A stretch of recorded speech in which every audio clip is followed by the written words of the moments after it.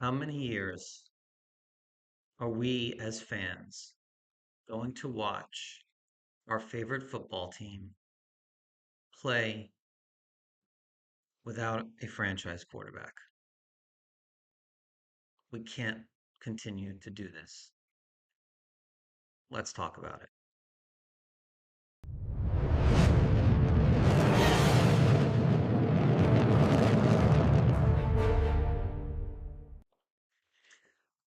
Hey everybody, Paul Fury here.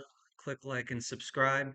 Um, Jets lose today 34 to 10. Tyrod Taylor predictably injured. We've talked about whether Tyrod could be an actual bridge quarterback for next year. I mean, unless this is some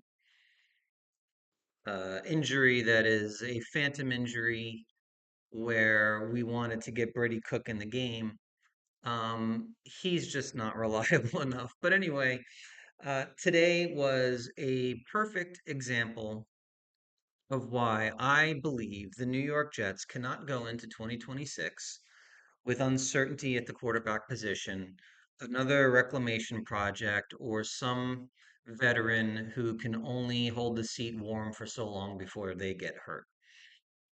34 to 10 the final. The Dolphins did whatever they wanted to do in the first quarter.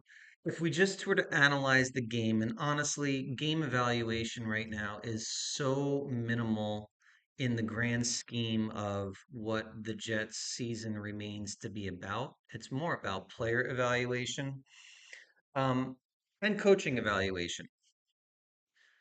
The Jets have to move on from Steve Wilkes. In the first quarter, they fell behind 21 to nothing. Looked like the Dolphins might go up and put 49 on them today. Anything that they wanted to do, they did. They rushed for over 240 yards on the ground for the game. Um, Tua tried to throw us, I think, two or three picks, and we are allergic to catching interceptions. But um, very, very difficult to evaluate anybody in this game. There was a ton of drops. Mechie had multiple drops again. That's the second week in a row he's dropped a touchdown pass. Um, Makes you wonder whether, he can actually be any, again, we got 4 games left, so we'll see, but he's got issues with, consistency. I feel like the whole team were really dropping passes. They didn't do Brady Cook any favors. Brady Cook looked like what Brady Cook is. He is a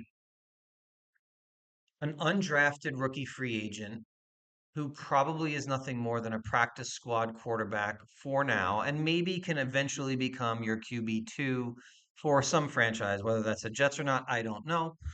But there was nothing to really evaluate today. The Jets defense was gashed. Their tackling was atrocious.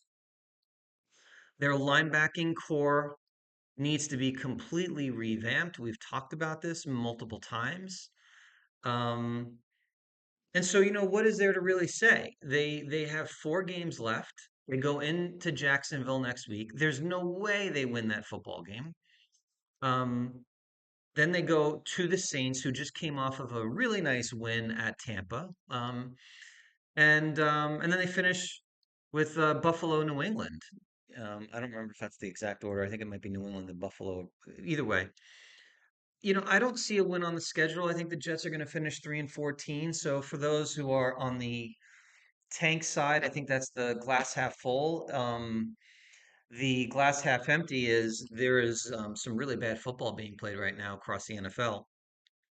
I decided to come and film this while the Raiders just look like they've decided to completely not play football anymore. That house is on fire, burning down fast. I don't know if Pete Carroll survives this year. Geno Smith is washed. Um, I looked at their schedule. I guess you could argue they can maybe win the Giants game, but there's a real chance the Raiders lose out, and the Raiders, if they clean house, will likely draft a quarterback. The Cleveland Browns are an interesting disaster in that they lost today 31 to 29. No thanks to their head coach who decided beyond me, but decided to do this. They were down two touchdowns. Shador does a nice job, gets them down the field. They score the touchdown. They can get kick the extra point. They're within seven. It's not like they need 2 point conversion, but no, he decides to run 2 point conversion. It fails. There's still 4 minutes and change left in the game. They get the ball back. Shador again does a great job, gets them in the end zone. Now they have no choice but to go for two. He pulls Shador off the field for some crazy gadget play, which inevitably fails, and they lose 31 to 29. One would think that Stefanski is either guaranteed the job next year and does not want Shador as his quarterback, and so he just wants to lose out and try to be able to draft somebody, or he's really that bad as a head coach these days. And the two NFL Coach of the Year awards that he received are, long in the past. I don't know, but the there's a real world scenario here where both the Browns and the Raiders don't win another football game, and they wind up 1-2. And even if the Jets lose out, they can finish fourth, fifth, or even sixth. And in that scenario, I mean, unless Cleveland, look, here's what you have to hope for. Shador continues to play really well. He threw for 400 yards today and four touchdowns. I mean, look, I'm not a Shador guy. I haven't been, but you can't deny he completely outplayed Cam Ward. So maybe he's the guy that you can turn to and say, hey, we want to give him another year. New Orleans, Tyler Shuck has played really well in his starts. They're 2-3 in his 5 games. Three of his starts, he's thrown for north of 200 yards. Today, he only threw for 144, but he ran for 55 and two touchdowns. He's been pretty good. He's had seven total touchdowns, four interceptions. He was a second round draft pick. Maybe they look at it. See, this is the thing I think about when I look at the Browns and I look at the Saints differently than I look at the Jets. The Browns and Saints could legitimately justify going into next season giving those two kids an opportunity to prove their franchise quarterbacks. And if not, go into 2027 and draft somebody. They just have nobody. They have nobody to play quarterback right now. They may be forced to have to turn to Justin Fields again this year. That's craziness.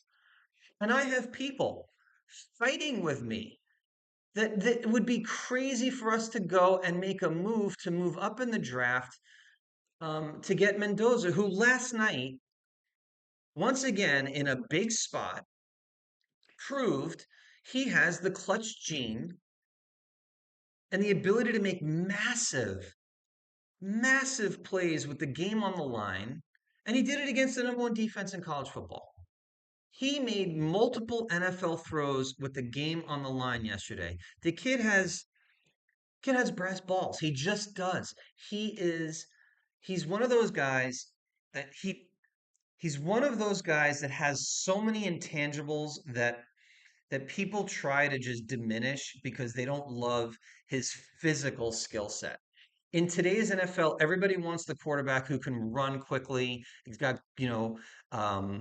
he's fast, he's mobile, next level arm strength, all of these different things, the physical traits quarterbacks, right? That's why people get all, excited about Sellers because he's got these physical traits.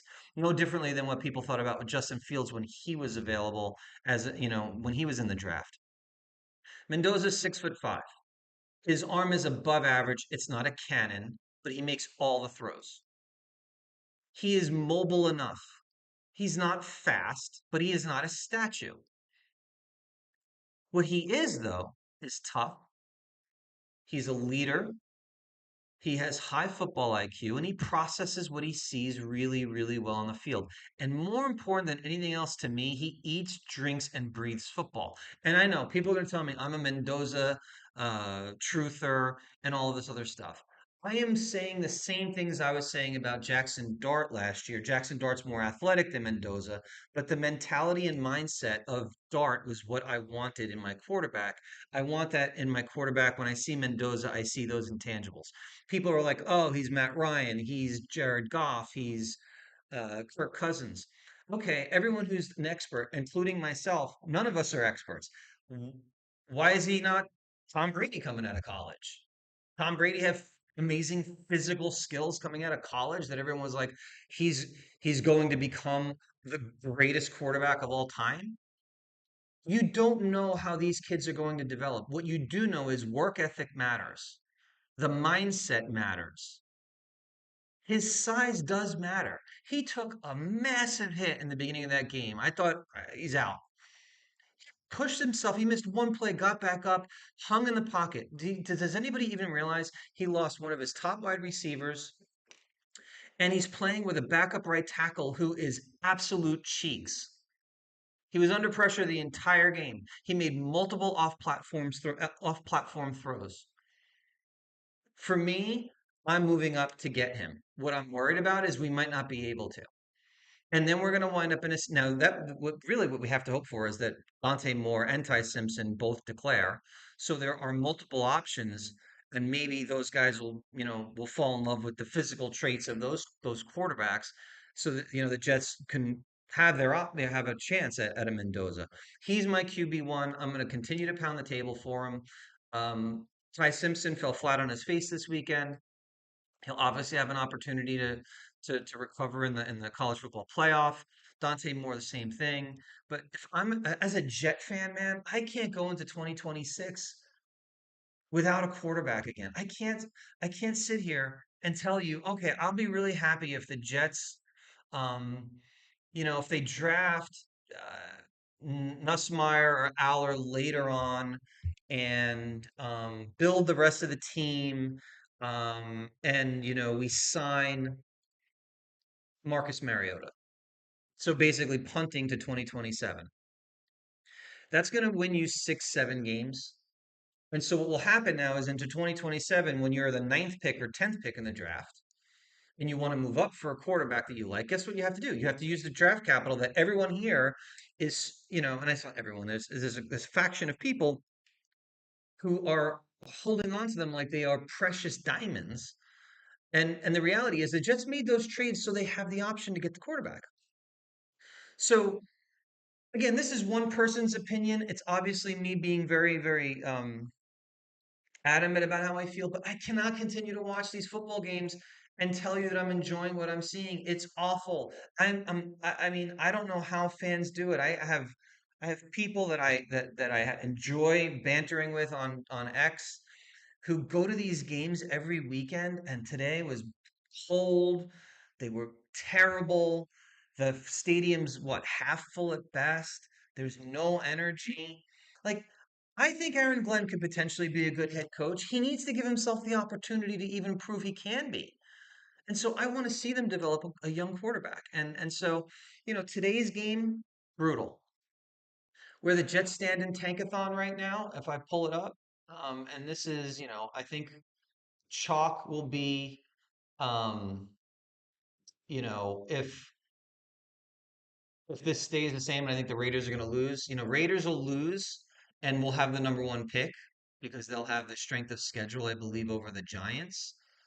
Um, I don't know. I think they'll be number one. The Giants will be two. Tennessee will be three.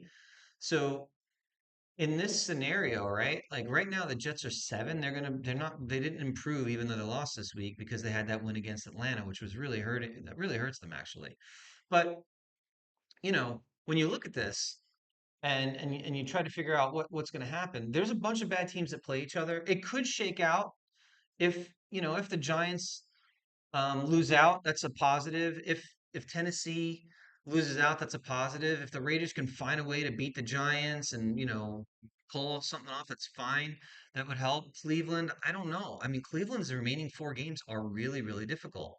But let's hope Shador balls out these last 4 games. Let's hope that Tyler Shuck balls out these last 4 games. Obviously, Washington's not a non-issue here, but these guys are scary. The Raiders. and the Browns are scary to me. So, anyway, those are my thoughts on the game today. Um, I think the the reality is until the New York Jets have a franchise quarterback, they will continually to be scrambling and playing in a different league than the NFL. Especially now in the AFC East, where the worst quarterback has never lost to the team that we're trying to become. We're trying to become a good team, and the worst quarterback in our division has never lost to us. And we make fun of him because we think he's bad. And as he's bad as he is, he's never lost to the Jets. Right? He broke his streak. He won a game under 45 degrees today. I mean, it wasn't close. And, we're sitting here going, all right, well, maybe we just run it back next year with some bridge quarterback again. We can't keep doing this. That would be what, our third starting quarterback in 3 straight years? And then we're going to go to a fourth year with a fourth different quarterback. It's crazy to me that that would be even considered. We need to figure it out. Hopefully, we have the chance to figure it out. And we go from there. If you disagree with me, that's cool. No hard feelings. It's fine. Listen, I've been a fan for my whole life. I've watched this team lose. This is 15 years of no playoffs. I'm kind of over it. Like, I don't want to just be purgatory bad. I want to be bad enough to get my guy. And and I feel like I've seen 2 years in a row now. I have a guy that I really, really like. I wanted Dart last year badly, and I want Mendoza this year badly. So, those are my two guys. Let's see what happens. But, for those of you that are comfortable with just rolling out some bridge guy next year, okay, we'll keep talking about it. I guarantee you that these videos won't be that celebratory on a regular basis because I just don't see a bridge guy that can come here next year and actually do anything that's meaningful with the team. I think that we can go and get a Mariota to be the bridge for a few games until you get your starting quarterback as your rookie. That's fine. Win 6 or 7 games next year. Don't expect much, but continue to build the roster between 26 and 27, and then you have a real team in 28. It's a playoff team. I actually let me rephrase that. In 26, the goal should be find your quarterback, win 7 games, and then take the draft, fill out the remainder of the roster, and become a playoff team in 27. Could do that. But this is like a bad movie that you just keep watching and you can't get your eyes off of, or a bad car accident that you just rubberneck and watch. This team, every year, we have 3 wins. We won 5 last year. We're not going to win 5 this year. We may win 4. That's what we've got. And again, that's not a criticism of AG to me. Team has a team has a desperate need for a quarterback, and they have holes in their defense. And they need a wide receiver too. So anyway, hope you guys have a great night. Appreciate it. Thanks.